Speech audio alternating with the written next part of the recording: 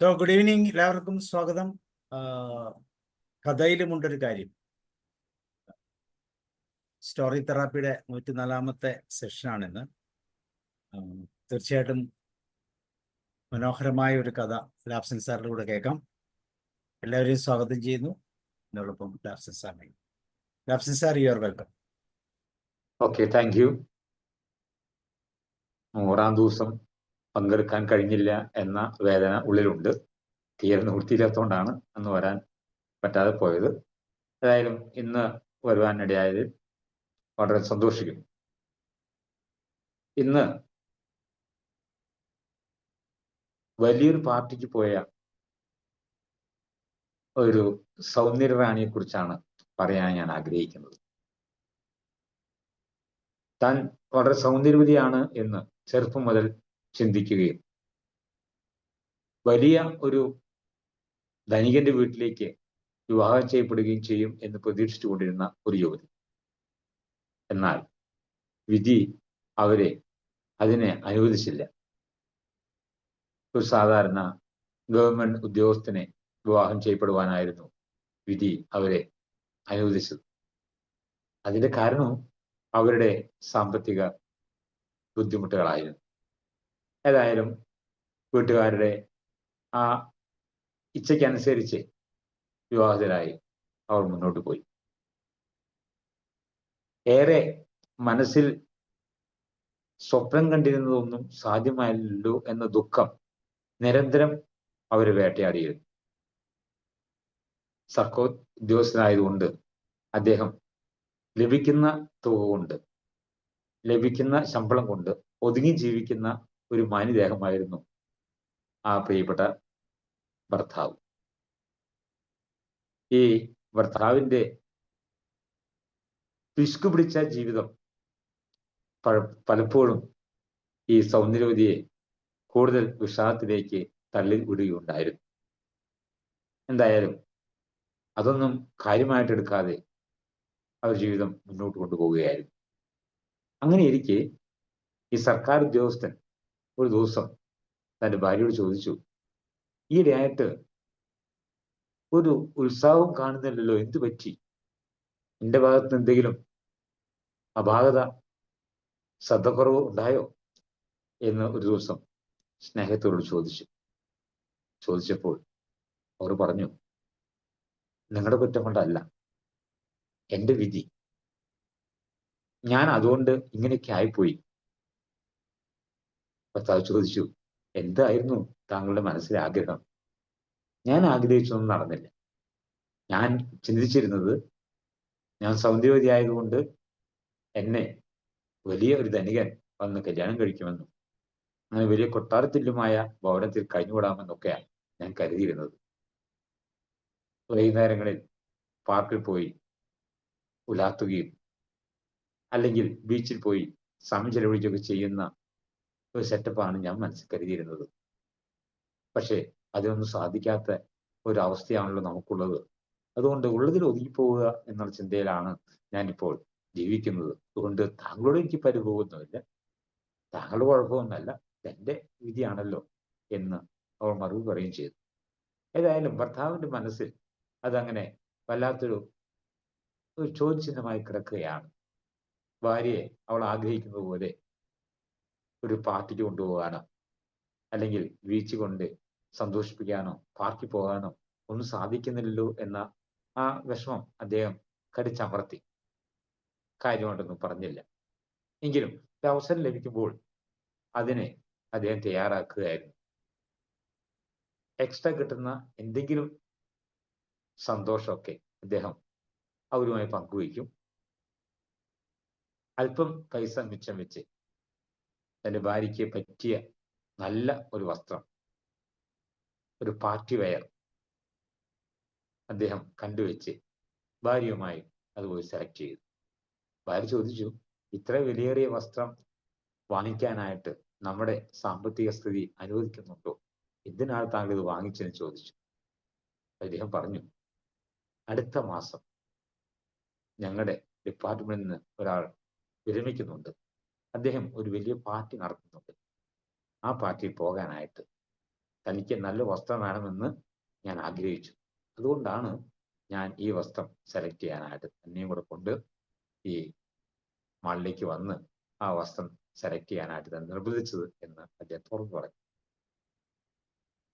അവർ സന്തോഷത്തോടെ ആ wedding wear വാങ്ങിച്ചുകൊണ്ട് തിരിച്ചു വീട്ടിലേക്ക് വരികയും ചെയ്തു.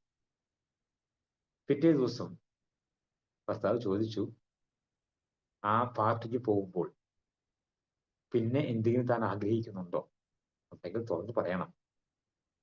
അവർ പറഞ്ഞു, തുറന്നു പറയണം എന്ന് പറഞ്ഞുകൊണ്ട് മാത്രം ഞാൻ പറയുകയാണ്, പാർട്ടിക്ക് പോകുമ്പോൾ പാർട്ടി വെയർ മാത്രം പോരാ, നല്ല ഒരു മാലയും കൂടെ ഉണ്ടായിരുന്നെങ്കിൽ, അത് പറ്റുമെങ്കിൽ ഡയമണ്ട് നെക്ലേസ് അത് ധരിച്ചിട്ടല്ലേ പോകേണ്ടത് എന്ന് ചോദിച്ചു. എന്നിട്ട് പറഞ്ഞു, ഏതായാലും അത് വാങ്ങിക്കാനായിട്ട് നിങ്ങൾ മെനക്കെടേണ്ട, എൻ്റെ ഒരു കൂട്ടുകാരി ഞാൻ ഈ അടുത്തിട ഞാൻ കണ്ടുമുട്ടി, അവർ നമ്മുടെ ഈ പട്ടണത്തിൽ തന്നെ താമസിക്കുന്നുണ്ട്. അതുകൊണ്ട് അന്നത്തേക്ക് ഞാൻ അവരോട് ഒരു ഡയമണ്ട് നെക്ലേസ് കടം വാങ്ങിക്കൊള്ളാം, അതിനുവേണ്ടി നിങ്ങൾ ഏതായാലും മെനക്കെടേണ്ട എന്ന് പറയുകയും ചെയ്തു. ദിവസങ്ങൾ കടന്നുപോയി. ആ ഡിന്നർ പാർട്ടിയുടെ ദിവസം അടുത്തപ്പോൾ ഈ ഭാര്യ തൻ്റെ സഹപാഠിയുടെ അടുത്ത് എന്ന് പറഞ്ഞു, എനിക്ക് ഒരു ഡിന്നർ പാർട്ടിക്ക് പോകേണ്ടതുണ്ട്, അതിന് ധരിക്കത്തക്കവണ്ണമുള്ള ഒരു ഡയമണ്ട് നെക്ലേസ് ഒന്ന് കടം തരാം, രാവിലെ തിരിച്ചു തന്നേക്കാം, വൈകുന്നേരം എനിക്ക് പാർട്ടിക്ക് പോകുന്ന സമയത്ത് തന്നാൽ മതി, പിറ്റേ ദിവസം തിരിച്ചു തന്നേക്കാം എന്ന് പറഞ്ഞു. അതിനെന്ത് വിഷമം, താൻ വന്നോളൂ, തനിക്ക് ഇഷ്ടപ്പെട്ട ഒരെണ്ണം സെലക്ട് ചെയ്തോളൂ എന്ന് പറഞ്ഞു. അങ്ങനെ അവർ ആ പാർട്ടിയുടെ ദിവസം ആ കൂട്ടുകാരുടെ വീട്ടിൽ പോയി സഹപാഠിയിൽ നിന്നും ആ നെക്ലേസ് മാല, ഡയമണ്ട് നെക്ലേസ് വാങ്ങിക്കാനായിട്ട് അവിടെ കടന്നു ചെന്നു. അവൾ വളരെ സന്തോഷപൂർവ്വം തൻ്റെ ആഭരണപ്പെട്ടി തുറന്നു വെച്ചുകൊണ്ട് ഇഷ്ടപ്പെട്ടെടുത്തോളാൻ പറഞ്ഞു. ആ സന്തോഷപൂർവ്വം അങ്ങനെ റിക്വസ്റ്റ് ചെയ്തുകൊണ്ട് തനിക്ക് ഇഷ്ടപ്പെട്ടത് തന്നെ അതെന്ന് പറഞ്ഞ് സെലക്ട് ചെയ്തു. അങ്ങനെ ഡയമണ്ട് മാലയുമായി പുതിയ പാർട്ടി വെയറും ആയി ഭർത്താവ് ഒന്നിച്ച് പാർട്ടിക്ക് കടന്നുപോയി. വളരെയേറെ സന്തോഷത്തോടുകൂടെ അവളുടെ ജീവിതത്തിൽ ഒരിക്കലും സാധിക്കില്ലെന്ന് വിചാരിച്ച വലിയൊരു നിധി കിട്ടിയതുപോലെയായിരുന്നു അവർ സന്തോഷിച്ചത്. ഭർത്താവും വളരെയധികം സന്തോഷവാനായിരുന്നു. അങ്ങനെ പാർട്ടിയൊക്കെ കഴിഞ്ഞ് അവർ തിരിച്ച് വീട്ടിലെത്തുമ്പോഴേക്കും പുലർച്ച 3 മണിയായിരുന്നു. വസ്ത്രമൊക്കെ മാറുന്നതിനിടയ്ക്ക് ഒരു വലിയ ദുഃഖസത്യം അവൾ മനസ്സിലാക്കി. അത് മറ്റൊന്നുമല്ല, തൻ്റെ സഹപാഠിയിൽ നിന്നും കടം വാങ്ങിയ മാല തൻ്റെ കഴുത്തിലില്ല. അവൾക്ക് പരിഭവമായി. ഭർത്താവിന് വിവരം പറഞ്ഞു. ഭർത്താവ് ഉടനടി ഡിന്നർ പാർട്ടി നടന്ന സ്ഥലത്തേക്ക് തിരിച്ചുപോയി. അവിടേക്ക് അരിച്ചു പറിച്ച് നോക്കി, കിട്ടിയില്ല. 2 മണിക്കൂറിനോളം അവിടെ പരിശോധിച്ചിട്ടും കിട്ടാതെ അദ്ദേഹം നിരാശനായിട്ട് തിരിച്ചു വന്ന് ഭാര്യയോട് സത്യാവസ്ഥ പറഞ്ഞു. കണ്ടുകിട്ടിയെന്ന് പറഞ്ഞു. ഇനി എന്താണ് കൂട്ടുകാരോട് പറയുക എന്ന് ഭാരപ്പെട്ടുകൊണ്ട് രണ്ടുപേരും ഏറെ ചിന്തിച്ചു. ഒടുവിൽ ഉത്തരം കണ്ടെത്തി. അതിൻ്റെ കൊളുത്ത് ഒന്ന് നഷ്ടപ്പെട്ടു പോയതുകൊണ്ട് അതൊന്ന് ശരിയാക്കി എത്തിച്ചോളാം എന്ന് പറഞ്ഞ് അവരെ ആശ്വസിപ്പിച്ചു. എന്നാൽ അവരെ ആശ്വസിപ്പിച്ചുവെങ്കിലും ഇവർക്ക് രണ്ടുപേർക്കും ആശ്വാസം എന്നേക്കുമായി നഷ്ടപ്പെടുകയാണ്. അതിന് പകരം ഒരു മാല അവർക്ക് വാങ്ങിച്ചു കൊടുത്തിരുന്നെങ്കിൽ നാണക്കേടല്ലേ. അതുകൊണ്ട് ഒരു ഡയമണ്ട് നെക്ലേസ് മാല വാങ്ങാൻ തന്നെ അവർ തീരുമാനിച്ചു. ഏറെ കടമെടുത്തിട്ടും ലഭിക്കാവുന്നിടത്തുനിന്നൊക്കെ കിട്ടാനുള്ള പൈസയൊക്കെ ശേഖരിച്ച് ഡയമണ്ട് നെക്ലേസ് മാലയ്ക്കായിട്ട് കടന്നു ചെന്നു. നഷ്ടപ്പെട്ടു പോയ അതേപോലെ മാല കിട്ടണ്ടയോ? തിരഞ്ഞ് അവസാനം ഏതാണ്ട് അതുപോലെയുള്ള ഒരു മാല കണ്ടു കിട്ടിയപ്പോൾ സന്തോഷമായി. വില ചോദിച്ചപ്പോൾ 40,000 ഫ്രാങ്ക്. താങ്ങാനാവുന്ന വിലയല്ല. എന്തായാലും ആ സർക്കാർ ഉദ്യോഗസ്ഥൻ അതിൻ്റെ കടയുടെ ഉടമയോട് ചെന്ന് കാര്യങ്ങൾ പറഞ്ഞു. നിങ്ങൾക്ക് സ്വന്തമായിട്ട് വാങ്ങിക്കാൻ ആഗ്രഹമായിട്ടല്ല കടം വാങ്ങിച്ച സാധനം നഷ്ടപ്പെട്ടു പോയത് കൊണ്ട് അത് പകരമായി തിരിച്ചു കൊടുക്കാനായിട്ടാണ്. അതുകൊണ്ട് എന്തെങ്കിലും കുറവ് ചെയ്തു തരാൻ സാധിക്കുമെങ്കിൽ എന്ന് അദ്ദേഹത്തെ വിളിക്കുകയും ചെയ്തു. ഏതായാലും ആ കടയോടും പറഞ്ഞു, ഒരു കാര്യം ചെയ്യാം, എനിക്ക് ചെയ്യാവുന്നതിലെ ഏറ്റവും വലിയ ലാഭം, എൻ്റെ ലാഭത്തിന്റെ വിഹിതമൊക്കെ ഞാൻ കുറച്ച് 36,000 ഞാൻ തന്നേക്കാം. ഇത് കുറയ്ക്കാനായിട്ട് എനിക്ക് നിവൃത്തിയില്ല. അതല്ലെങ്കിൽ നിങ്ങൾക്ക് സാധനോട് വെച്ചേക്ക് പോകാം എന്ന് പറയുകയും ചെയ്തു. ഏതായാലും എൻ്റെ ഭാര്യയുമായിട്ട് ആലോചിച്ച് ആ തുക കൊടുത്ത് ആ മാല വാങ്ങിക്കുകയും ആ മാലയുമായി സഹപാഠി അടുത്ത് ചെന്ന് താമസിച്ചതിൽ ക്ഷമ ചോദിച്ചുകൊണ്ട് ആ മാല കൈമാറുകയും ചെയ്തു. ആ മാലപ്പെട്ടി തുറന്നു നോക്കിയിട്ട് പുറത്തിന്റെ കാര്യം ചോദിക്കുമെന്ന് ആ സ്ത്രീയുടെ മനസ്സിൽ ആശങ്കയുണ്ടായിരുന്നു. പക്ഷേ സഹപാഠി ഒന്നും ചോദിക്കാതെ ആ മാലപ്പെട്ടി വാങ്ങിച്ചവിടെ വെച്ച് അവരുടെ ആഭരണശാലത്തിൽ കൊണ്ടുവച്ച് അവർ നിസ്സാരമായിട്ട് അവരെ മറുപടി പറഞ്ഞയക്കുകയും ചെയ്തു. എന്തായാലും അന്നു മുതൽ അതിന്റെ കടം വീട്ടുവാനായിട്ട് എക്സ്ട്രാ ജോലി എടുക്കേണ്ട ഗതികേട് രണ്ടുപേർക്കും വന്നു. മറ്റുള്ളവരുടെ അടുക്കളയിൽ പോലും പാചകം ചെയ്യാനായിട്ട് ഈ ഭാര്യ നിർബന്ധിതയായി. ഭർത്താവും അതുപോലെ തന്റെ ജോലി കഴിഞ്ഞു വരുന്ന സമയത്ത് പ്രൈവറ്റ് കമ്പനിയിൽ കണക്കെഴുതാൻ പോയി അദ്ദേഹവും ആ കടം വീട്ടി തന്നെ തയ്യാറാകുകയായിരുന്നു. ഇങ്ങനെ സാധാരണ കഴിഞ്ഞ് കൂടുതൽ സമയം ജോലി ചെയ്യേണ്ടി വന്നതുകൊണ്ട് രണ്ടുപേരും ഏതാണ്ട് വാർദ്ധക്യം പ്രാപിച്ചതുപോലെയായി. കുറെ നാളുകൾക്ക് ശേഷം ഒരിക്കൽ ഈ ഭാര്യ ബീച്ചിൽ പോവുകയാണ് ഭർത്താവുമായിട്ട്. അങ്ങനെ പോകുന്ന അവസരത്തിൽ തന്റെ സഹപാഠി അവരുടെ കൊച്ചനെ കളിപ്പിച്ചുകൊണ്ട് ബീച്ചിൽ നിൽക്കുന്നത് കണ്ടു. അവരുടെ അടുത്തേക്ക് ഇവർ കടന്നു ചെന്ന് സംസാരിക്കാനായിട്ട് കടന്നു ചെന്നപ്പോൾ ആ സഹപാഠി ഇവരെ തിരിച്ചറിയാതെ ഏതോ ഒരു വൃദ്ധ എൻ്റെ അടുത്തേക്ക് വരുന്നു എന്ന മട്ടിലാണ് പെരുമാറുന്നത് കണ്ടപ്പോൾ അവൾ പോയി പരിചയപ്പെടുത്തി, I am Matilda, don't you remember me എന്ന് ചോദിച്ചു. അപ്പോഴാണ്, oh Matilda, you have grown so old, you are young, why are you so old now? ഞാൻ മെറ്റിൽഡ മനസ്സിലായില്ല കേട്ടോ, വളരെ പ്രായം തോന്നിക്കുന്നു, നിങ്ങൾ എൻ്റെ പ്രായമല്ലേ, ഇത്രയും പ്രായം തോന്നിക്കുക എന്താ കാര്യം ചോദിച്ചു. മെറ്റിൽഡ സങ്കടത്തോടുകൂടെ തനിക്കുണ്ടായ അനുഭവങ്ങളൊക്കെ പറഞ്ഞു. ഞാൻ നുണ പറഞ്ഞതാണ്, എൻ്റെ മാല നഷ്ടപ്പെട്ടു പോയി, ആ നഷ്ടം സഹിക്കാൻ വയ്യാത്തതുകൊണ്ട് ഞാൻ താങ്കൾക്ക് ആ മാല തിരിച്ചു തരണമെന്ന് വിചാരിച്ചുകൊണ്ടാണ് ഈ കഷ്ടപ്പാടൊക്കെ അനുഭവിച്ച് കുറച്ച് വർഷങ്ങളായിട്ട് ഞങ്ങൾ അതിൻ്റെ കഷ്ടപ്പാട് സഹിച്ചുകൊണ്ടിരിക്കുകയാണ്. ഏതായാലും തന്നെ ഇന്ന് കാണുന്നേക്കാൾ മുമ്പേ ഞാൻ ലോണൊക്കെ അവസാനിച്ച് സ്വസ്ഥമായി സന്തോഷമായിട്ട് ഞങ്ങളൊന്ന് ബീച്ച് വരാമെന്ന് വിചാരിച്ചുകൊണ്ട് വന്നതാണ്. ഞാൻ തന്നെ കണ്ടതിൽ സന്തോഷമുണ്ട്. എൻ്റെ ആ മാല നഷ്ടപ്പെട്ടു പോയതിൽ എനിക്കുണ്ടായ ദുഃഖം അന്ന് ചില്ലറയൊന്നുമല്ല. ആ ദുഃഖം പേറിയതുകൊണ്ടായിരിക്കാം ഒരുപക്ഷെ എന്നെ പ്രായമുള്ളവരായിട്ട് താങ്കൾക്ക് തോന്നിയത് എന്ന് മറുപടി പറഞ്ഞപ്പോൾ മെറ്റിൽഡ അവളെ സ്നേഹപൂർവ്വം കെട്ടിപ്പിടിച്ചുകൊണ്ട് വിതുമ്പി എന്നിട്ട് പറഞ്ഞു, it was not original diamond, it was only a duplicate in my collection. Matilda, അത് ഒറിജിനൽ ഡയമണ്ട് നെക്ലസ് അല്ലായിരുന്നു. എന്തിനാണ് ഇത്രയും വില കൊടുത്ത് ഇത് വാങ്ങിക്കാൻ ഇടയാക്കിയത്? നഷ്ടപ്പെട്ടു പോയി എന്നൊരു വാക്ക് പറഞ്ഞാൽ മതിയായിരുന്നില്ലേ? വെറുതെ ഇത്രയും കഷ്ടപ്പെട്ട് പ്രയാസപ്പെട്ട് അതൊക്കെ ആർക്ക് വേണ്ടിയായിരുന്നു എന്ന് ചോദിച്ചപ്പോൾ, വിതുമ്പിയപ്പോൾ the husband and the wife were speechless. Thank you.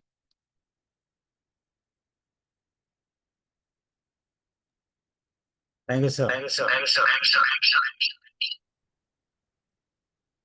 നമ്മുടെ സമൂഹത്തിൽ നടക്കുന്ന വളരെ കൃത്യമായ ഒരു ജീവിതത്തിന്റെ ഒരു പരിച്ഛേദമെന്ന് വേണമെങ്കിൽ പറയാം. തീർച്ചയായിട്ടും ഇതുപോലുള്ള സാഹചര്യങ്ങൾ ഒത്തിരി നമ്മുടെ ജീവിതത്തിലൊക്കെ അല്ലെങ്കിൽ പൊതുവെ ജീവിതത്തിൽ സംഭവിക്കാറുണ്ട്. ഒരു പിശുക്കനായ ഭർത്താവും സൗന്ദര്യവതിയായ ഭാര്യയും അവരുടെ എക്സ്പെക്റ്റേഷൻസും അവരുടെ ജീവിതത്തിലുണ്ടാകുന്ന പ്രാരാബ്ധങ്ങളും ഇതെല്ലാം പല പേരുകൾ പോലും അതിനകത്ത് നിർദ്ദേശിക്കാൻ പറ്റൂലേ. എൻ്റെ വിധി, അല്ലെങ്കിൽ ആഗ്രഹം, മനസ്സിലെ വേദന, ഇങ്ങനെയൊക്കെ പറയാവുന്ന രീതിയിൽ അതിൻ്റെ ക്ലൈമാക്സിലേക്കൊക്കെ വരുമ്പം സത്യത്തിൽ ഇതിനെക്കുറിച്ചൊന്നും കൃത്യമായ തിരിച്ചറിവില്ലാതെ ഇതെല്ലാം ആഗ്രഹിക്കുന്ന ഒരു കൂട്ടം ചിന്തകളുടെ അതുകൊണ്ട് ജീവിതത്തിൽ ഉണ്ടാകുന്ന നഷ്ടത്തെക്കുറിച്ചൊക്കെ വളരെ കൃത്യമായിട്ട് ഇതിലൂടെ തിരിച്ചറിയുകയാണ്. Thank you sir. തീർച്ചയായിട്ടും വളരെ ചിന്തിക്കാനും ചിന്തിപ്പിക്കാനും ജീവിതത്തിൽ മനസ്സിലാക്കാനുമുള്ള ഒരു കഥാ സന്ദർഭമാണ് ഇത് എന്നുള്ളതാണ് ഇതിൻ്റെ ഏറ്റവും വലിയ. ആവശ്യമില്ലാത്ത കുറേ ചിന്തകളും അല്ലേ, നമ്മൾ പോലും അറിയാതെ നമ്മൾ ഇങ്ങനെയൊക്കെ ആയിരിക്കണമെന്ന് ചിന്തിക്കുന്ന രീതിയിലുള്ള ചില ചിന്തകളിലൂടെ കടന്നു പോകുമ്പോൾ ഒരുപക്ഷെ ജീവിതത്തിൽ ഉണ്ടാകുന്ന ചില പ്രതിസന്ധികളാണിത്. ആവശ്യമില്ലാത്ത കാര്യങ്ങളും അതിനകത്ത് ഉണ്ടാകുന്ന ബുദ്ധിമുട്ടുകളും എല്ലാം ഇതിൻ്റെ അകത്ത് വളരെ കൃത്യമായിട്ട് പറയുന്നു.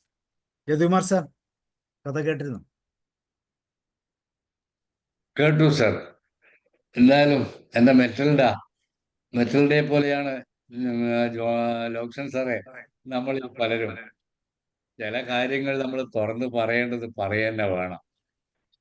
പറയാതെ നമുക്ക് ഈ തരത്തിലുള്ള പ്രയാസങ്ങൾ അനുഭവിച്ച് അവസാനം തിരിച്ചറിയുന്നു ഷോ എന്നുള്ളത്. ഇത് നമ്മൾ ജീവിതത്തിൽ ധാരാളം അനുഭവിച്ചുകൊണ്ടിരിക്കുന്നുണ്ട് നമ്മൾ പലരും, ഇല്ലേ? ധാരാളം നല്ലൊരു കഥയായിരുന്നു. മെറ്റിൽഡയുടെ ഫ്രണ്ടിന്റെ പേര് സ്വല്പം ഞാൻ ലേറ്റായി പോയി കയറാൻ. മെറ്റിൽഡയുടെ ഫ്രണ്ടിന്റെ പേര് അതെന്ന് അറിയില്ല, സ്വല്പം ലേറ്റായി. പക്ഷെ എങ്കിലും അതിനുശേഷം ഞാൻ മനസ്സിലാക്കിയതാണ്. അപ്പോ ഈ ഒരു സന്ദർഭം നമ്മളെ നാട്ടിലൊക്കെ ഉണ്ടായിരുന്നു കേട്ടോ സർ. സന്ദർഭമല്ല, കാലഘട്ടം ഉണ്ടായിരുന്നു. കാരണം കല്യാണത്തിനൊക്കെ പോകുമ്പോൾ അടുത്ത വീട്ടിലുള്ള ആളുകളുടെ അടുത്ത് നിന്നൊക്കെ ചെയിനൊക്കെ കടം വാങ്ങി കല്യാണത്തിന് പോവുക. അതിന് ശേഷം ഗോൾഡിന്റെ ചെയിന്, എന്നിട്ട് അത് തിരിച്ചു വന്നിട്ട് കൊടുക്കും. എന്നിട്ട് അതിന് ചില പ്രശ്നങ്ങളൊക്കെ പലതരത്തിലും നമ്മൾ ആയിട്ട് കേട്ടിട്ടുണ്ട്. കാരണം ചിലരത് തിരിച്ചു കൊടുക്കാൻ വിമുഖത കാണിക്കും. തിരിച്ചു കൊടുത്തത് പൊന്നിൻ്റെത് വാങ്ങിയിട്ട് തിരിച്ചു കൊടുത്തത് എന്താണ്, മുക്ക് പണ്ടമായിട്ടുള്ള കേസൊക്കെ നമ്മൾ കേട്ടിട്ടുണ്ട്. അങ്ങനെ തിരിച്ചും ഉണ്ടായിട്ടുണ്ട്, പറയാ ഞാൻ. അപ്പോ അത്തരത്തിലൊക്കെ ഉണ്ടായ ഒരു ജീവിത കഥ. പക്ഷെ ഇതിൽ നിന്ന് എനിക്ക് തോന്നുന്നത് ചില കാര്യങ്ങൾ നമ്മൾ അങ്ങ് തുറന്നങ്ങ് പറഞ്ഞേച്ചാൽ ആ സമയത്തുള്ളൊരു പ്രയാസവും അതിനെന്തെങ്കിലും ഒരു പരിഹാരം രണ്ടുപേരും ചേർന്നിട്ട് അതിനൊരു തീരുമാനത്തിലേക്ക് എത്താനും സാധിക്കും എന്നുള്ള ഒരു പാഠവും കൂടി അതിലുണ്ട് എന്ന് തോന്നുന്നു. എത്രയോ കാലം കഷ്ടപ്പെട്ട് എല്ലാം ചെയ്തിട്ട് അവസാന നിമിഷം അറിയുന്നു അവർ എന്തൊരു സിമ്പിളായിട്ടാണ് അവർ പറഞ്ഞു, അയ്യോ അത് മുക്കുകൊണ്ടായിരുന്നില്ലേ, പറഞ്ഞാൽ പോരെയിരുന്നോ. അപ്പൊ നോക്കൂ എത്ര കഷ്ടപ്പെട്ടാണ് അവര് ഇത്തരത്തിൽ അത് എത്തിച്ചുകൊണ്ടിരിക്കുന്നത്, അതിന്റെ ഇൻസ്റ്റാൾമെന്റ് അടച്ചുകൊണ്ടിരിക്കുന്നു. പറയാം. ഓക്കെ സർ, നല്ലൊരു കണ്ടന്റ് ഉള്ള ഒരു കഥയിലുമുണ്ട് കാര്യം എന്ന് പറഞ്ഞാൽ പൂർണ്ണമായിട്ടും അത് 100% മീനിങ്ങോട് കൂടി സാർ അത് അവതരിപ്പിച്ചു. Thank you very much. Sabu sir, over to you. ഇന്നലെ നമ്മുടെ ഉലാനൻ സാർ പറഞ്ഞ ആ ഒരു ഡിലൂഷനൊക്കെ ആയിട്ട് ഇതിനായിട്ട് ബന്ധം പറയാം അല്ലേ. കാരണം യാഥാർത്ഥ്യബോധമില്ലാത്ത ജീവിതം, ഇതുണ്ടെങ്കിലേ അത്, അല്ലെങ്കിൽ ഇതുപോലത്തെ ഒരു നെക്ലേസ് ഉണ്ടെങ്കിലേ അവിടെ പോകും എന്നുള്ള ചിന്ത ഒരു പക്ഷെ അത് അതേസമയം കൂട്ടുകാരി എത്ര കൃത്യമായിട്ടാണ് അതെല്ലാം മാനേജ് ചെയ്യുന്നത്. ഒറിജിനൽ അല്ലാത്തതിനെ ഒറിജിനലിനെ പോലെ പ്രസന്റ് ചെയ്തു പോകും. ശ്രീകുമാരി മാം എന്ത് പറയുന്നു? നല്ല കഥ, വളരെയധികം ഗുണപാഠകരം. ജീവിതത്തിൽ ഒരു ജീവിത ഗന്ധിയായ കഥ എന്ന് വേണമെങ്കിൽ പറയാം. ഒരു സൗന്ദര്യത്തിൽ സ്വന്തം സൗന്ദര്യത്തിൽ അവർ ഒരു അത്യാഗ്രഹിയാണെന്നാണ് എനിക്ക് തോന്നുന്നത്. സ്വാർത്ഥത, സൗന്ദര്യത്തിലൂടെ എല്ലാം നേടിയെടുക്കാം, വലിയൊരു ജീവിതം സ്വപ്നം കണ്ടു, അവസാനം സാധാരണക്കാരൻ്റെ ഒരു ഭാര്യയായി. ബീച്ചിലും പാർക്കിലും ഒക്കെ ഒരു ആഡംബരപൂർണമായ ജീവിതമായിരുന്നു അവരുടെ സ്വപ്നം. അപ്പൊ അത് സാധിക്കാതെ വന്നപ്പോ അവർക്കുണ്ടായ നിരാശ. പക്ഷെ ആ ഹസ്ബൻഡ് നല്ലൊരു മനുഷ്യൻ, അത് എന്തുകൊണ്ടാണെന്ന് അന്വേഷിച്ച് അതിന് പരിഹാരം കാണും. അത്ര നല്ലൊരു ഭർത്താവാണ് അവർക്ക് ലഭിച്ചത്. അത് തന്നെയാണ് അവരുടെ ഭാഗ്യം. പക്ഷെ അവസാനം അവർക്ക് അത്യാഗ്രഹം കൊണ്ട് ഒരു ഡയമണ്ട് നെക്ലസിലോട്ട് പോകാതിരുന്നിരുന്നെങ്കിൽ ആ ജീവിതം തന്നെ മനോഹരമാകുമായിരുന്നു. ആ നല്ല വസ്ത്രങ്ങളും എല്ലാം ധരിക്കാനുള്ള ഭാഗ്യം ഉണ്ടായി. എന്നിട്ടും ആ ഡയമണ്ട് നെക്ലസിലൂടെ അവരുടെ ജീവിതം നരകതുല്യമായി മാറുകയാണ്.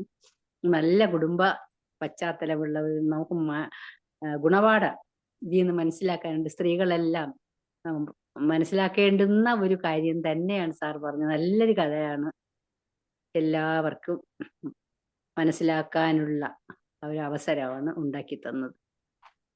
ആദ്യമേ എനിക്ക് ആ കഥ തുടങ്ങിയപ്പോഴേ, ഡയമണ്ട് നെക്ലസ് തുടങ്ങിയപ്പോഴേ തോന്നി അവസാനം ഇത് ഇമിറ്റേഷൻ ആണെന്ന് വരുമെന്നുള്ളത് തോന്നി. അതുപോലെ സംഭവിച്ചു.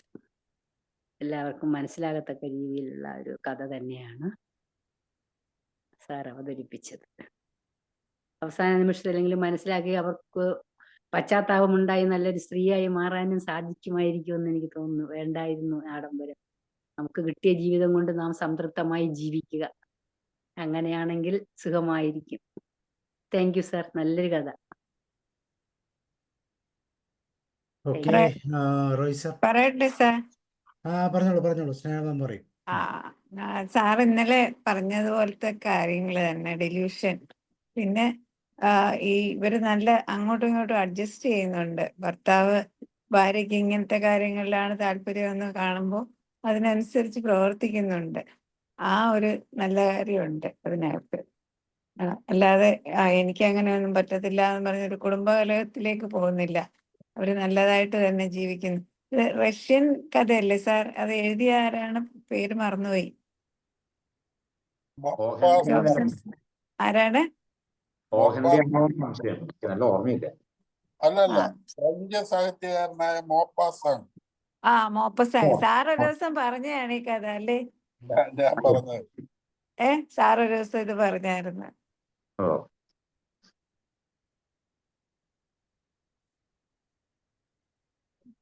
അവര് തമ്മിലുള്ള ആ ഇഴയെടുപ്പമാണ് എനിക്ക് ഇതിൽ ഏറ്റവും ഹൃദയഹാരിയായിട്ട് തോന്നിയത്.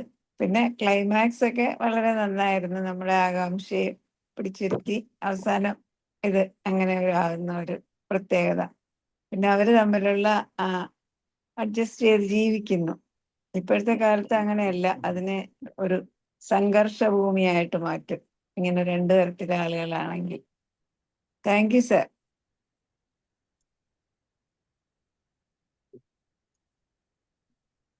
Roy sir.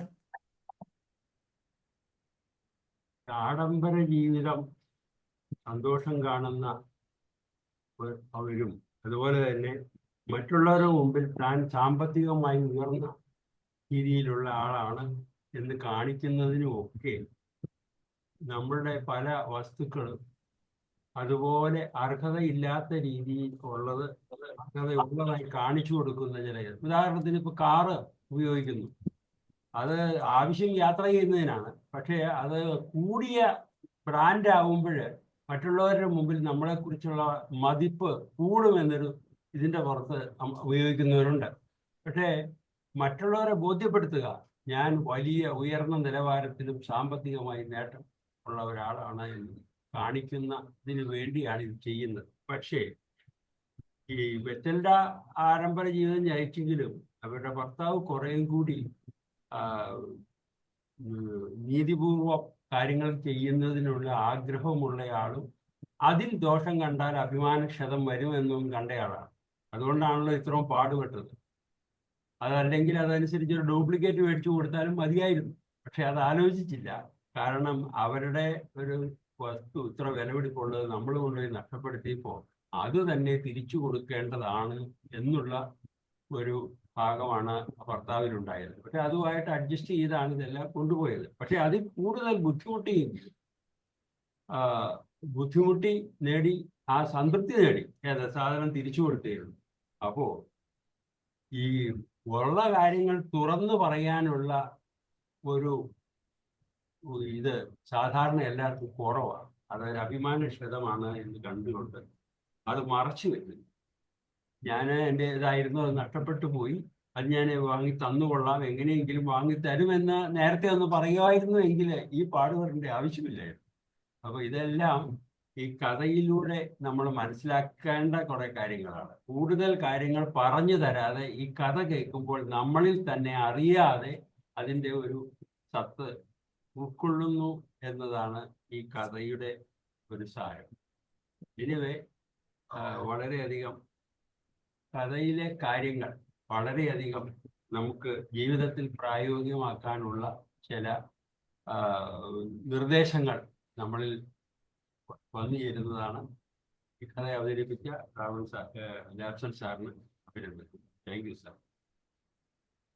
Okay, thank you sir. ഇനി ആരാ ഷെയർ ചെയ്യുന്നേ?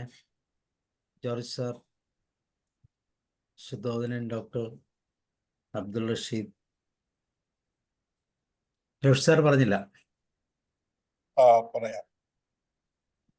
ആദ്യം തന്നെ നല്ല വിദേശ എഴുത്തുകാരുടെ സുന്ദരമായ നല്ല ആശയ സമ്പുഷ്ടമായ കഥകൾ അവതരിപ്പിക്കുന്ന ലോബ്സൺ സാറിനെ പ്രത്യേകമായിട്ട് അഭിനന്ദിക്കണം. ഫ്രഞ്ച് എഴുത്തുകാരനായ മോപ്പസാങ്ങിന്റെ കഥകൾക്ക് ഒരു പ്രത്യേകതയുണ്ട്. ചെറിയ കഥകളാണ്, പക്ഷെ വളരെ പെട്ടെന്ന് കഥ പറഞ്ഞുകൊണ്ടിരിക്കുമ്പം തന്നെ അതിന്റെ ക്ലൈമാക്സ് കൊണ്ടുവന്നിട്ട് അത് അവസാനിക്കും. അതാണ് അദ്ദേഹത്തിന്റെ കഥയെഴുത്തിന്റെ ഒരു രീതി. അത്തരത്തിലെല്ലാം ഈ കഥയ്ക്ക് വലിയ പ്രസക്തിയുണ്ട്. മറ്റൊന്ന്, ഇതെത്രയോ ഒരു നൂറ്റാണ്ട് മുമ്പ് എഴുതിയ കഥയാണ്. എന്നാൽ അന്നത്തെ ആ സാമൂഹികമായ ചുറ്റുപാട് അല്ലെങ്കിൽ മനുഷ്യന്റെ ചിന്താഗതി ഇന്നും മാറിയിട്ടില്ല എന്നുള്ളത് ആണ് ഈ കഥയുടെ ആഖ്യാതാന്തു വളരെ പ്രസക്തമാക്കുന്നത്. യഥാർത്ഥത്തിൽ ഇത് സ്നേഹലതാമാം അതിനെ വിശദീകരിച്ചപ്പോൾ അതിന്റെ ഒരു പോസിറ്റിവിറ്റി എടുത്തു വരച്ചു വന്നു. പക്ഷെ യഥാർത്ഥത്തിൽ ഈ കഥയിലൂടെ വെളിവാകുന്ന ഒരു വലിയ സത്യം, ഇവർക്ക് ഉള്ളത് കൊണ്ട് തൃപ്തിപ്പെട്ട് ജീവിക്കാൻ സാധിച്ചില്ല എന്നുള്ള ഒരു പ്രധാനപ്പെട്ട സന്ദേശം. ഇത് ഈ കല്യാണത്തിന് തൊട്ട് മുമ്പ് അവർക്ക് 5 കാശിന്റെ കടമില്ലായിരുന്നു. പക്ഷേ ഈ പരിപാടി കാണിക്കാൻ പോയത് കൊണ്ട് അവരുടെ സൗന്ദര്യവും പോയി. അവര് പല വിധത്തിൽ പലതും വിറ്റ് പെറുക്കേണ്ടി വന്നു. എന്നിട്ടും തികയാഞ്ഞിട്ട് കടം വാങ്ങിച്ചാണ് ഇത് പരിഹരിക്കാനായിട്ട് അവർക്ക് സാധിക്കുന്നത്. ഇതാണ് ഈ നമ്മുടെയൊക്കെ ഒരു ദുര്യോഗം. നമ്മുടെ അവസ്ഥയെ സ്നേഹിക്കാൻ പലപ്പോഴും നമുക്ക് സാധിക്കാറില്ല. നമ്മൾ ഞാനീ ഉൾപ്പെടെ പറഞ്ഞുകൊണ്ടിരിക്കുമ്പോൾ നമ്മളൊക്കെ ഉള്ളതിനേക്കാൾ ഏറെ കാണിക്കാനാണ്. ഞാൻ ഇന്നലെ ഒരാളുമായി എനിക്കിപ്പം ശരിക്കും ഞാനൊരു 3-4 കൊല്ലമായിട്ട് ഇങ്ങനെ ഇരിപ്പായപ്പോ എന്നിലെ കുറെ ചിന്തകൾ ചുമ്മാ ഇരുന്നോണ്ട് ചിന്തിക്കാനല്ലേ നേരമുള്ളൂ. ശരിക്കും പറഞ്ഞാൽ എൻ്റെ ആ ചെറുപ്പകാലത്തെ ആശയഗതികളിൽ നിന്ന് ഞാൻ ഒരുപാട് മാറി. ആരോടും ഒരു പകയും പാടില്ല, ആരോടും എതിർത്തും കയർത്തും സംസാരിക്കേണ്ടതില്ല. വളരെ ഇരുത്തം വന്ന് ചിന്തിക്കണം. നമ്മൾ ഈ കാണുന്ന അത് പലതും വെറും മിഥ്യയാണ് എന്നൊക്കെ എൻ്റെ ജീവിതം എന്നെ അങ്ങ് പഠിപ്പിച്ചു. അങ്ങനെ ഞാൻ ഇങ്ങനെ ഇരിക്കുമ്പോഴാണ് ഈ ഓരോ ദിവസം ഓരോരുത്തരും വിളിക്കും, അല്ലെങ്കിൽ ഞാൻ പലരെയും വിളിക്കുമ്പോഴൊക്കെ അവരൊക്കെ പറയുന്ന ഓരോ കഥകൾ കേൾക്കുമ്പോൾ എനിക്കും ഭീതി തോന്നാറുണ്ട്. ഒരു കാര്യം മാത്രം ഞാൻ പറയാം ഇതിനോട് ചേർത്ത്. 7:41 ആയേ ഉള്ളൂ. അതിൽ ഞാൻ ഒരു കാര്യം പറയാം. ഒരാള് അവർക്ക് 2 ആൺപിള്ളേരാണ്. സാമാന്യം വളരെ കഷ്ടപ്പാടിലൂടെ കടന്നു വന്ന് ജോലിയൊക്കെ കിട്ടി കഠിനമായി മറ്റൊരു വീട്ടിൽ പോയി നിന്ന് പഠിച്ച് അവരുടെ തിക്താനുഭവങ്ങൾ ഏറ്റ് വളർന്ന് സർക്കാർ ജോലിയൊക്കെ കിട്ടി. ഇന്ന് നല്ല സാമ്പത്തിക സ്ഥിതിയുണ്ട്. അപ്പൊ ഈ പുള്ളിയുടെ മക്കള് 2 പേര് ജനിച്ചപ്പോൾ ഇതെല്ലാം കണ്ടാണ് ഇങ്ങോട്ട് വളർന്നു വന്നിരിക്കുന്നത്. ഇപ്പൊ 2 ആൺപിള്ളേരിലെ ഒരു മകൻ വളരെ പശകുകാരനാണ്. ഏറ്റവും ഇളയത് 10-18 വയസ്സേ ഉള്ളൂ. മൂത്തവൻ കുറെ കൂടെയൊക്കെ മെച്ചമാണ്. അവന് ഗൾഫിൽ പോയിരിക്കുന്നു, മെച്ചമാണ്, കുറെയൊക്കെ മര്യാദയ്ക്ക് ജീവിക്കുന്ന ആളാണ് എന്നൊക്കെ ഇവർ ചിന്തിച്ചുകൊണ്ടിരുന്നു. ഇവരെന്നെ കല്യാണം വിളിക്കാൻ കൂടി ഇന്നലെ വിളിച്ചതാണ്. എന്റെ കല്യാണമാണ് ഈ അടുത്ത ദിവസം വരുന്നത്. അപ്പോ പുള്ളിക്കാരത്തി പറയുവാണ്,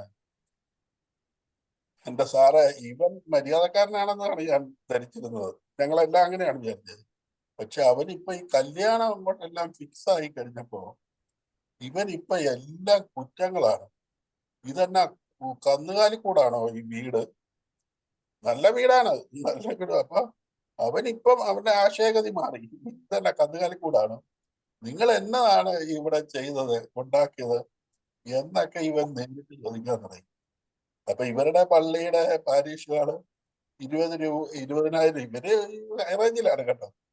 20,000 രൂപയ്ക്ക് നല്ല വലിയ പരീക്ഷകളുണ്ട്.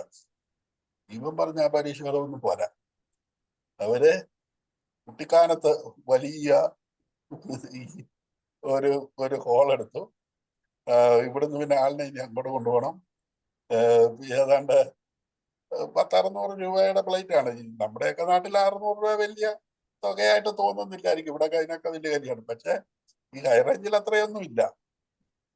അങ്ങനത്തെ 1000 പേരുടെ പ്ലേറ്റ് ആണ് ഏർപ്പാട് ചെയ്തിരിക്കുന്നത്. ചുരുക്കത്തിൽ പറഞ്ഞു വന്നാല് ഇവർക്ക് പിടിച്ചാൽ കിട്ടാത്ത രീതിയിലേക്ക് ചെലവ് വർദ്ധിച്ചു. 5 ചിട്ടി പിടിച്ചാണ് ഇപ്പോൾ ഈ പരിപാടി നടപ്പാക്കാൻ പോകുന്നത്. അവര് പറഞ്ഞിട്ട് ഒരു കാര്യമില്ല. ഒരു വിധത്തിലും നമുക്ക് അഡ്ജസ്റ്റ് ചെയ്യാൻ പറ്റില്ല. ഇപ്പൊ ഞാൻ ഈ കഥയും ഒക്കെ ഓർക്കുമ്പോൾ എനിക്കിങ്ങനെ രീതി നമ്മുടെയും പിള്ളേർ വളർന്നു വരുവാണെങ്കിൽ ഇവരൊക്കെ നല്ലവരാണെന്നാണ് നമ്മൾ ധരിച്ചു വെച്ചിരിക്കുന്നത്. ഇവരുമൊക്കെ എങ്ങനെയായിരിക്കും നമ്മളെ പിന്നീട് വിലയിരുത്തുന്നത് എന്ന് ഞാൻ ഇങ്ങനെ ചിലപ്പോ ഈ കഥയിലൂടെയൊക്കെ എങ്ങനെ ഓർക്കും. ഓക്കെ, അപ്പൊ ഉള്ളത് കൊണ്ട് തൃപ്തിപ്പെടാൻ പലരും തയ്യാറല്ല. അവസാനം വലിയ ബാധ്യതയിലേക്ക് പലരും ആയിത്തീരുന്നു എന്നുള്ള ഒരു വലിയ യാഥാർത്ഥ്യമാണ് നമുക്ക് ഇവിടെ കാണാൻ പറ്റുന്നത്. ഇങ്ങനെയൊക്കെയാണ് നമ്മുടെ ഈ കഥയിലും കൊണ്ടൊരു കാര്യം. നമ്മളെ പോലെയുള്ളവർ ഇവിടെ ഇരുന്നുകൊണ്ട് ഇങ്ങനെ ചിന്തിക്കുന്നു. പുതുതലമുറ ഇതൊക്കെ എത്രമാത്രം ഉൾക്കൊള്ളുന്നുണ്ടാകും എന്ന് നമുക്ക് അറിഞ്ഞുകൂടാ. കഴിഞ്ഞ ദിവസം വേറൊരു അപ്പൻ പറഞ്ഞ ഒരു കഥയുണ്ട്. ഈ മകൻ ഈ പുള്ളി ഇവിടെ കുട്ടനാട്ടിലെ കൃഷിക്കാരനാണ്. അയാൾ ചെയ്ത ഈ കൊച്ചു കൃഷി കൊണ്ടാണ് ഈ 4-5 പിള്ളേരെ പഠിപ്പിച്ചതും പെൺപിള്ളേരെ കെട്ടിച്ചതും അത്യാവശ്യം ഇവർക്കൊക്കെ വിദ്യാഭ്യാസം കൊടുത്ത് പുറത്തു വിട്ടതും. ഇപ്പൊ ചോദിക്കുന്നു, അച്ചാച്ചന് എത്ര രൂപ കിട്ടും ഒരു കൊല്ലം ഇതിലൂടെ പണി ചെയ്താൽ, നെല്ല് കൃഷി ചെയ്താൽ? ഇപ്പൊ പുള്ളി പറഞ്ഞു 10-60,000 രൂപയുടെ നെല്ല് കിട്ടും. ഞാൻ ഒരാഴ്ച പോലും എനിക്ക് വേണ്ട 60,000 രൂപയ്ക്ക്. ഒരു കാര്യം ചെയ്യേ, ഈ പണി അങ്ങ് നിർത്തിയത്. അച്ഛന് ജീവിക്കാനുള്ള കാശ് ഞാൻ തന്നോളാം. ആശയഗതികൾ പോകുന്ന പോക്ക് അദ്ദേഹവും വളരെ വിശ്രമത്തോടെ വന്നു. അപ്പോ നമ്മുടെയൊക്കെ ലോകം മാറിപ്പോയി. എവിടെയോ ഒരു മായയുടെ ലോകത്തിലാണ് ജീവിക്കുന്നത്. അത്തരക്കാര് നമ്മുടെ ഇവർക്ക് പിള്ളേര് ചില അവസരത്തിൽ പറയും ഏറ്റവും വലുതെന്താണ്? കാശാണ് ഏറ്റവും വലുത്. ഞാൻ പറയും കാശല്ല, കാശ് വലുത് തന്നെയാണ്. പൈസക്ക് പൈസ വേണം. പക്ഷെ പൈസയോടൊപ്പം ഒക്കെ മറ്റു ചിലതുകൂടെ ഒക്കെ കൂട്ടിപ്പിടിക്കാനുണ്ട്. ഇപ്പൊ എന്നോട് ഒരാൾ ചോദിക്കുകയാണ് ജീവിതത്തിൽ ഏറ്റവും വലുതെന്ന് ചോദിച്ചാൽ ആരോഗ്യമാണ് ഏറ്റവും വലുതെന്ന് ഞാൻ പറയും. കാരണം അത് നഷ്ടപ്പെട്ടപ്പോൾ എനിക്ക് അതിനെക്കുറിച്ച് ഇങ്ങനെ ഓരോന്നുമാണ് നമ്മുടെ ജീവിതം പഠിപ്പിക്കുന്നു. ഇപ്പൊ നിനക്കിപ്പം പണമാണ് ഏറ്റവും വലുതെന്ന് തോന്നിയാൽ നീ അത് ചെയ്തോളൂ. പക്ഷെ അതാണെന്ന് പറഞ്ഞ് മാത്രം ഇരിക്കരുത്. അങ്ങനെ നമ്മളെ ഓരോന്നും പഠിപ്പിച്ചുകൊണ്ടിരിക്കും പ്രായം മുന്നോട്ട് പോകുമ്പോൾ. Okay bye. അപ്പോ ഇങ്ങനത്തെ കഥകൾ നമുക്ക് ഉൾക്കൊള്ളാനുണ്ട്. നമുക്ക് പറ്റുന്നവരോടൊക്കെ പറയാം, ചിലപ്പോൾ ഉൾക്കൊള്ളുമായിരിക്കാം. ഏതായാലും സാറിന്റെ ഉദ്യമം ഏറെ മഹത്തരമാണ്. ഇങ്ങനെയുള്ള വിദേശ കഥകൾ നമ്മുടെ ഇടയിലേക്ക് വരട്ടെ. ലോയിസൽ എന്ന് പറയുന്ന പാവപ്പെട്ട മനുഷ്യൻ. മെറ്റിൽഡ ഭയങ്കരിയാണോ എന്ന് ചോദിച്ചാൽ ഒരു പക്ഷേ ഭയങ്കരിയൊന്നും അല്ലായിരിക്കാം. കുറെ എന്ന് പറയുന്ന ഈ ദാനം കൊടുത്ത ആള് ആദ്യം പറയാൻ വരാമെന്ന് ചിലപ്പോൾ ചിലർക്ക് തോന്നും. അതെല്ലാം കഥയാണല്ലോ. കഥ നമ്മളെ പഠിപ്പിക്കുന്ന ഈ വലിയ സംഗതികൾ ഏറെ ധന്യമായിരിക്കുന്നു. സാറിന് എല്ലാ ഭാഗങ്ങളും നല്ല നല്ല കഥകളുമായി ഇനിയും ഈ പ്ലാറ്റ്ഫോമിൽ വന്ന് ഇതിനെ മനോഹരമാക്കണം. എല്ലാവർക്കും, പ്രതികരിച്ചവർക്കും എല്ലാവർക്കും പ്രത്യേകം നന്ദി. Thank you. സാറേ, ഏത് ആഗ്രഹം ഉണ്ടാകുന്നതിനും കുഴപ്പമില്ല. പക്ഷെ ആഗ്രഹങ്ങൾക്ക് സ്വയമായിട്ട് ചെയ്യാൻ പറ്റണം. ഇല്ലെങ്കിലാണ് പ്രശ്നങ്ങൾ ഉണ്ടാകുന്നത്. അവരവരുടെ കൊക്കിന് ഒതുങ്ങുന്ന രീതിയിലുള്ള ആഗ്രഹങ്ങളായിരിക്കണം കയ്യിലുണ്ടാകേണ്ടത്. ഇല്ലെങ്കിൽ ഈ പറയുന്ന പ്രശ്നങ്ങളൊക്കെ ഉണ്ടാകും. ഓക്കെ, ഡോക്ടർ സുധാന ഡോക്ടർ എന്തെങ്കിലും പറയുന്നു? യെസ്. പല പ്രാവശ്യം കേട്ടിട്ടുള്ള സാധാരണ കഥയാണെങ്കിലും പക്ഷെ അതിന്റെ ഒരു ഈ വീഞ്ഞിന്റെ കൂട്ടാണ് ഇത്. 1884 മറ്റോ മൊപ്പസാങ് എഴുതിയൊരു കഥയാണ്. പക്ഷെ 1.5 നൂറ്റാണ്ടായിട്ട് പോലും ഈ വീഞ്ഞിന്റെ വില വർദ്ധിക്കുന്ന പോലെയും അതിന്റെ ഗുണം വർദ്ധിക്കുന്ന പോലെയും ഈ കഥയുടെ ഗുണം വർദ്ധിച്ചു വരികയാണ്. നമുക്ക് അറിയാം, പണ്ട് ഇപ്പോഴാണ് ഈ സർക്കാർ ജീവനക്കാർക്കും ഒക്കെ ഒരു നല്ല ശമ്പളം കിട്ടുകയും അവർ അന്തസ്സായിട്ടൊക്കെ ജീവിക്കാൻ തുടങ്ങുകയും ചെയ്തത്. മറ്റേത് സാധാരണ ഒരു അധ്യാപകനോ ക്ലർക്കോ അങ്ങനെയൊക്കെ ഉള്ളവരൊക്കെ ഈ ശമ്പളം കിട്ടിക്കഴിഞ്ഞാൽ കടമൊക്കെ തീർത്ത് കഴിഞ്ഞ് പറ്റുകടയിൽ കാശൊക്കെ കൊടുത്തു കഴിഞ്ഞാൽ 10-ാം തീയതി കഴിഞ്ഞാൽ പിന്നെയും കടം മേടിക്കാൻ തുടങ്ങുക. അത് കഴിഞ്ഞ് ഈ പറഞ്ഞ എൻ്റെ ഒരു സ്റ്റാഫ് ഉണ്ടായിരുന്നു. പുള്ളി ഈ ശമ്പളം കിട്ടിക്കഴിഞ്ഞാൽ ആദ്യം പോയിട്ട് ചിറ്റൂർ അണിക്കോട് ബാറിൽ പോയിട്ട് പുള്ളി മദ്യപിച്ചിട്ടേ വീട്ടിൽ പോവുകയുള്ളത്. ഒരു 10-ാം തീയതി എത്തിക്കഴിയുമ്പോഴത്തേക്ക് പുള്ളി അന്ന് ഈ ചാരായം നിരോധിച്ചിട്ടില്ല. അപ്പോൾ പുള്ളി 10-ാം തീയതി കഴിഞ്ഞാൽ പിന്നെ അവിടേക്ക് പോകും. അതും കഴിഞ്ഞിട്ട് പിന്നെ ഈ പറഞ്ഞ പോലെ അന്ന് ഈ ഷെയർ ഇട്ട് മദ്യപിക്കലൊന്നുമില്ല. പുള്ളി ആരെങ്കിലും തപ്പിപ്പിടിച്ച് ഓസി അടിച്ച് ഇത് എന്നിട്ട് കടമൊക്കെ പറഞ്ഞ് അവസാനം ശമ്പളം കിട്ടിയ ഉടനെ ഇങ്ങനെ കൊടുക്കുന്ന രീതി. അന്നൊരു സാമ്പത്തിക ഭദ്രത വളരെ കുറഞ്ഞ ഒരു കാലഘട്ടത്തിൽ ഇങ്ങനെയൊക്കെ. ഇപ്പൊ കല്യാണത്തിനൊക്കെ ഇത്തിരി അന്തസ്സായിട്ട് പോണേ ഈ ആരുടെയെങ്കിലും അയൽക്കാരുടെയോ ഒക്കെ മാലയൊക്കെ വാങ്ങിയിടുകയും സാരി വാങ്ങി ഉടുക്കുകയൊക്കെ പോകുന്നവരെയൊക്കെ ഞാൻ കണ്ടിട്ടുണ്ട്. നമ്മുടെ കഥയുണ്ടല്ലോ, ഈ അവിടെ ഇരിക്കല്ലേ എന്ന് പറഞ്ഞ് സാരി കടം കൊടുത്ത ആള് കൂടെ നടന്നിട്ട് ഇതൊക്കെ അന്നത്തെ ഒരു കാലത്ത് ഇതൊക്കെ സർവ്വസാധാരണമാണ്. പക്ഷെ ഇപ്പോഴത്തെ ഒരു ട്രെൻഡ് എന്ന് പറഞ്ഞാൽ പുതിയ കുട്ടികൾക്ക് ആർക്കും ആഭരണം ഒന്നും ഇഷ്ടമല്ല. നമ്മൾ ഒരു കുട്ടിക്ക് അച്ഛനും അമ്മയും കൂടെ സമ്പാദിച്ച് എല്ലാം കൂടെ കെട്ടി ഞാത്തിയിട്ട് ഫോട്ടോ എടുത്തു കഴിഞ്ഞാൽ പിന്നെ അവരത് ലോക്കറിൽ എടുത്ത് വെച്ച് തുരുമ്പടിക്കുകയുള്ളൂ. പിള്ളേർ വലിയ നൂല് പോലെ ഒരെണ്ണം വേണമെങ്കിൽ ഇട്ട് കല്യാണം കഴിച്ചു എന്ന് അറിയാതിരിക്കാൻ വേണ്ടിയിട്ട് താലി പോലും കെട്ടാതെ നടക്കുന്ന പിള്ളേരാണ് ഇപ്പോഴത്തെ. അവരെ സംബന്ധിച്ചിടത്തോളം ഈ പറഞ്ഞ പോലെ ഒരു ജീൻസും ടീഷർട്ടും ഒക്കെ ഉണ്ടെങ്കിൽ അവർ കല്യാണത്തിനല്ല ഏത് പരിപാടി. പക്ഷെ രക്ഷിതാക്കൾ സമ്മതിക്കില്ലല്ലോ. രക്ഷിതാക്കളാണ് ഈ തൃശ്ശൂർ പൂരത്തിന് ആനയെ അണിയിച്ചൊരുക്കുന്ന പോലെ അണിയിച്ചൊരുക്കാനും ഒക്കെ ഇടപെടുന്നത്. പാലക്കാട്ട് ഞങ്ങളുടെ ഒരു പണ്ടത്തെ ഒരു രീതി എന്ന് പറഞ്ഞാൽ ഈ കല്യാണത്തിന് പോകുമ്പോൾ വധു ഇട്ടുകൊണ്ട് വന്ന ആഭരണങ്ങളില്ലേ, ഇത് മുഴുവൻ അങ്ങോട്ട് കെട്ടിഞ്ഞാത്തും. എന്ന് പറഞ്ഞാൽ സാരിയുടെ സൈഡിൽ കൂടെ ഒരെണ്ണം, പിന്നെ മോളില്. അപ്പൊ ഒരു തമാശ കഥയുണ്ട്. അപ്പൊ ഇതെല്ലാം കഴിഞ്ഞതിന് ശേഷം അമ്മയും ഈ പെണ്ണിന്റെ അമ്മയും പറയാണ് അരഞ്ഞാണോ 5 പവനാണ് എന്ന് പറയുന്നുണ്ട്. അത് കാണിച്ചു കൊടുക്കാൻ പറ്റില്ലല്ലോ. അപ്പോൾ ആ രീതിയിൽ ഒരു പൊങ്ങച്ചക്കാലം ഉണ്ടായിരുന്നു. അതൊക്കെ ഇപ്പൊ മാറിപ്പോയി. പക്ഷെ നേരത്തെ ജോഷി സാർ പറഞ്ഞ പോലെ കടം മേടിച്ച് കല്യാണമൊക്കെ ഇപ്പോഴും സർവ്വസാധാരണമാണ്. ഇപ്പോൾ എൻ്റെ സ്കൂളിലെ ഒരു ടീച്ചർ രജനി എന്നാണ് അവരുടെ പേര്. അവരുടെ മോള് ഒരു കൊല്ലംകാരൻ ഒരാളുമായിട്ട് പ്രണയ വിവാഹം. അപ്പോൾ അവര് കണ്ടെടുത്തു നിന്നെല്ലാം കടം മേടിച്ച് അവരുടെ ശമ്പളം ഒരു അൺഎയ്ഡഡ് സ്കൂളിലെ സാലറി അറിയാമല്ലോ, അതും കഴിഞ്ഞ് ഭയങ്കര ആർഭാടത്തിൽ കല്യാണമൊക്കെ കഴിഞ്ഞു. അതും കഴിഞ്ഞ് ഈ മോള് കൊല്ലത്തൊക്കെ പോയി. കൊല്ലത്ത് കൊടുത്തൊന്നും തൃപ്തി ചെയ്യാതെ അവർ പെൺകുട്ടിയെ തിരിച്ചിവിടെ കൊണ്ടുവിട്ടു. ഇവര് വീട് വിറ്റു. ഇപ്പോൾ വീട് വിറ്റിട്ട് ഇവര് ഇപ്പൊ വാടകയ്ക്ക് ഇരിക്കുകയാണ്. കല്യാണം നടത്തി ചെലവ് തീർന്നില്ല. മോള് തിരിച്ചിങ്ങ് വരികയും ചെയ്തു. അതും കഴിഞ്ഞതിന് ശേഷം ഇപ്പൊ ഒരു സങ്കടത്തിന്റെ ഇല്ലായ്മയുടെയൊക്കെ നടുക്കടലിലാണ്. അപ്പൊ എല്ലാം ഒരു പാഠമാണ് ഉള്ളത്.